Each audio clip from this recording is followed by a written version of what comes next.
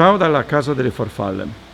Questa è la settimana delle morfo, cioè una settimana in cui dedichiamo la Serra dell'Amazzonia alle farfalle del genere morfo, note per avere un colore blu metallico. Questa è una femmina che è nata proprio questa mattina, deve ancora fare il primo volo, per questo se ne sta così tranquilla, non l'ho addomesticata.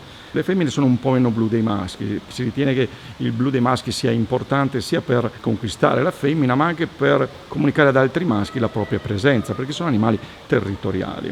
Il colore blu metallico è un colore di tipo fisico, non è dovuto a pigmenti, quindi non è che ha delle sostanze colorate, però sono colori fisici come i colori dell'arcobaleno. Le farfalle morfo sono tipicamente blu, ma alcune specie di questo genere hanno dei colori insoliti. Ad esempio, questa Morpho polyphemus del Centro America è bianca, infatti la chiamiamo anche Morpho sposa, perché in effetti sembra proprio una livrea nuziale.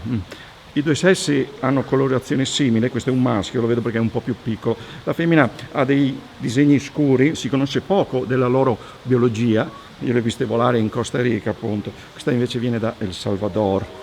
Questo è il suo primo volo. In queste settimane dedicate proprio alle morfo potrete vederle nella nostra serra americana.